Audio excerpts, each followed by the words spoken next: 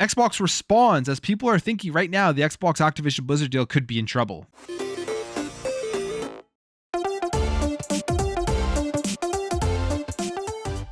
So Xbox has officially responded to the CMA in a 38-page document going over everything that has been claimed so far by the CMA in terms of what their concerns are with this Activision Blizzard acquisition. Now, there's nothing really crazy in there. It's a lot of stuff that we have seen before. Essentially all the same arguments that Microsoft has already made, just more technical and in more depth. But there was some very interesting information that did come out of this when it comes to Call of Duty. So I'm going to go over some of the different talking points that Microsoft emphasized with the response to the CMA. We have this thread here from Idlesoft. This is a great thread. It keeps it kind of smaller and complete in terms of all the things that you need to think about or look at if you're interested in what Microsoft is saying with the response to the CMA. And first of all, they say here that Microsoft was disappointed that it was not offered the opportunity to explain these points to the CMA in detail prior to phase 1 issues meeting and supplementary issues meeting. Now, this is something that I think a lot of people assume Microsoft didn't get to talk about this because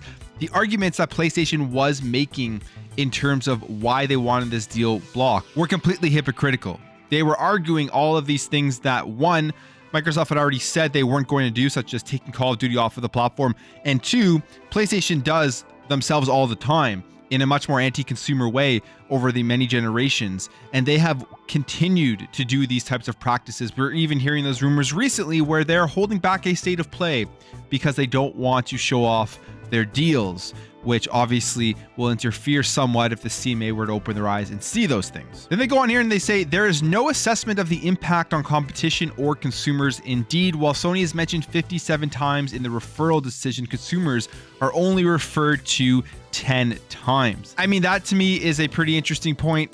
They have mentioned Sony multiple times throughout this thing. When you're reading through the CMA's decision to go to phase 2, it essentially seems like they are trying to protect Sony because they don't want to hurt their competition, I guess, or don't want to hurt their place right now within the video game industry. That's something that is pretty clear.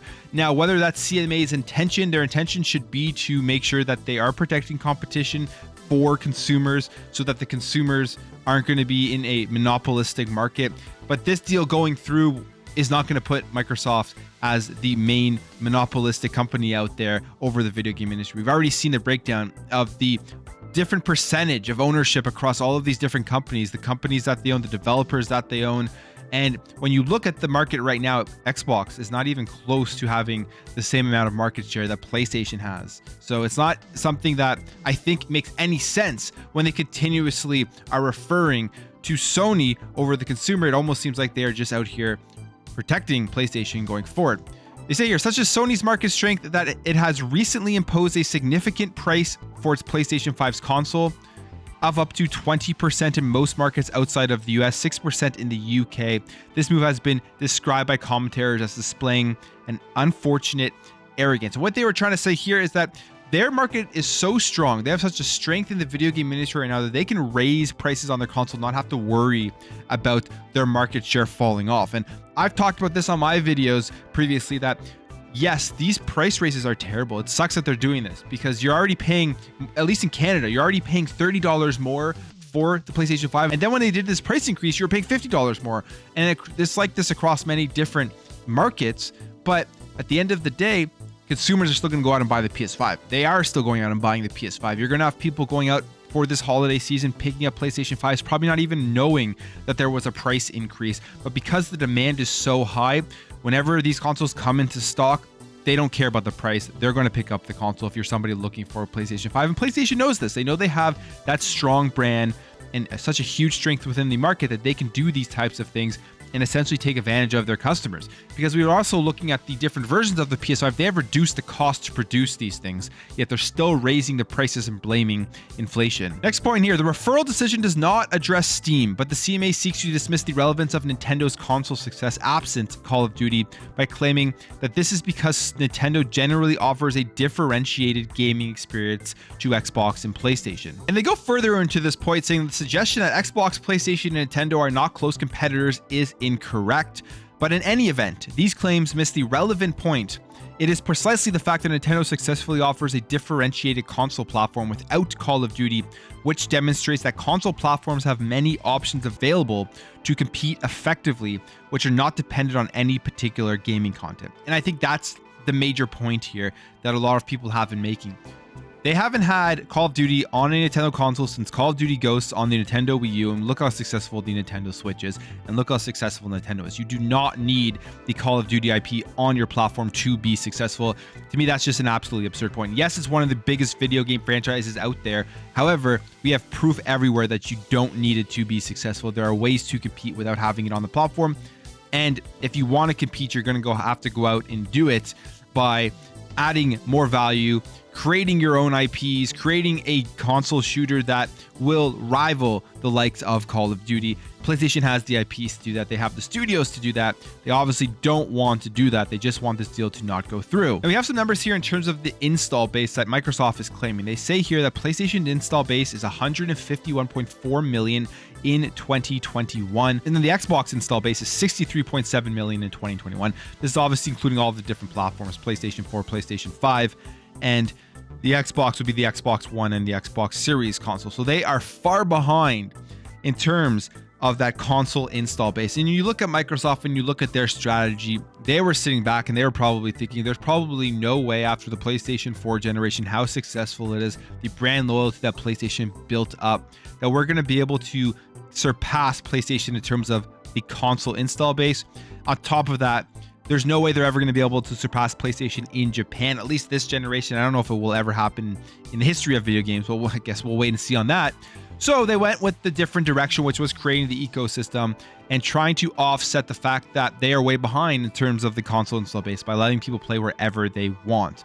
And they're referencing here specifically consoles because if you look throughout the investigation of the CMA, that's one of the main things they focus on. They focus primarily on the console because PlayStation locks you to their console. And Xbox is here saying, it doesn't really matter. We're not going to be holding Call of Duty to the console. We're going to be allowing people to play everywhere, and we're still keeping it on PlayStation. They also mentioned here about the monthly active users, and they say PlayStation has more than double the monthly active users, close to 60 million or more of Xbox.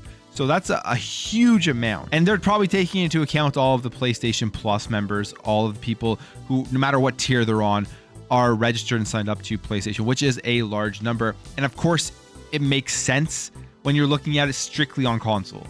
Now, when it comes to the overall monthly active users within the Xbox ecosystem, I'm sure it's a lot closer of a number there. But Xbox is obviously particularly focusing on the console side of things because it does really give you that look that PlayStation is just so far ahead and it'll be almost impossible for Xbox to catch up, which is obviously untrue. With the ecosystem, with being able to play wherever you want, I think Xbox is going to surpass and catch PlayStation at some point in the future. Now, here's where things get very interesting, and it has to do again with Call of Duty.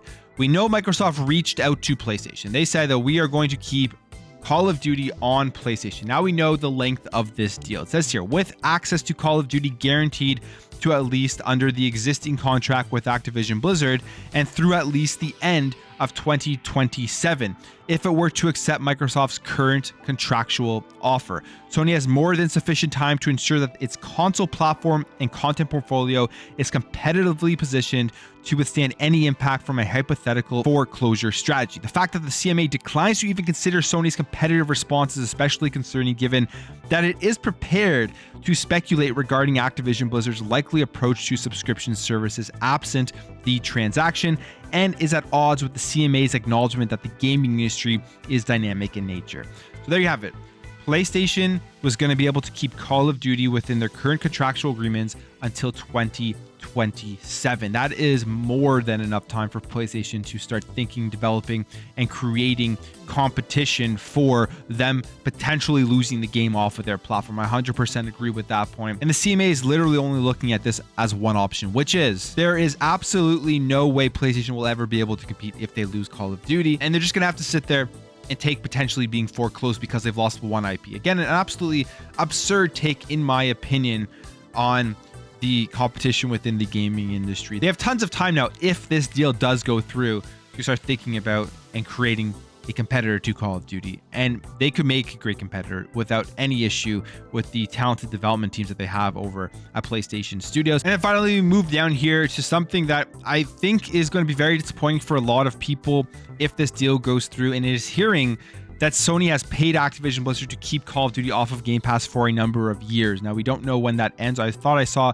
2024 or something like that, but that means that if this deal does go through, let's say at the beginning of 2023, it looks like if Xbox is willing to honor all of that contractual agreement between the two companies, that Call of Duty isn't coming onto Game Pass for a little while, which is something that I was expecting, that if the deal does go through, right away these games are going to be coming onto Xbox Game Pass. It was going to be a way to really show that value of the service and offer tons of Activision Blizzard games right to consumers to increase the amount of subscribers to the service, which I think would have a huge effect, especially with a game like Call of Duty Modern Warfare 2, which is going to be extremely popular. But it looks like that isn't going to be happening, at least from what we're reading here. Specifically, it says, this is a tweet here from Phil Spencer, January 20, 2022, which refers to the intent to honor all existing agreements upon acquisition of Activision Blizzard. The agreement between Activision Blizzard and Sony includes restrictions on the ability of Activision Blizzard to place Call of Duty titles on Game Pass for a number of years, which isn't that shocking because we did see this report where Xbox had already come out and claimed that Sony was paying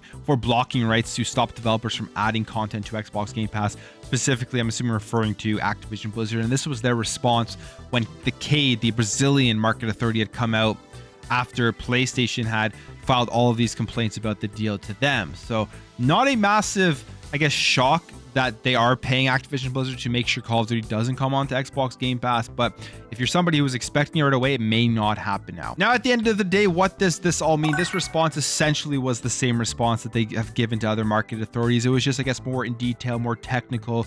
They had numbers and stuff like that. I have no idea anymore. I was confident the deal was going to go through. Now, I don't know. Now it's up in the air. It may get blocked. If it does, they do that, and then there's going to have to be, I guess, another strategy that Xbox goes forward with, whether that means going out and purchasing other developers, trying to purchase just IPs, or just taking that money and spending it all to invest in the current stuff that they have. Either way, we don't know what's going to happen, and this is going to continue now for into the next couple of months. But this also could be on the other side of things, just the due diligence that does occur with a $70 billion deal. And the EU may go to phase 2. The FTC may do a deeper investigation, as apparently they are citing concerns as well. And we'll wait and see. But like I said, I'll be honest, I thought there was going to be no issues just based off if you look at the video game industry and how much competition there is out there. And now Xbox isn't going to be the biggest player out there once this deal goes through. But now, again, it's up in the air. We don't know, and the deal could potentially be blocked. But that's it for me. Let me know your thoughts. Do you think the deal will go through? Do you think it's going to get blocked? And what do you think about Xbox's response? If you enjoyed this video, make sure to hit that thumbs up button. If you're new here, you liked what you saw, consider hitting that subscribe button. Thank you all for watching. Thank you for your support, and I'll catch you in the next video.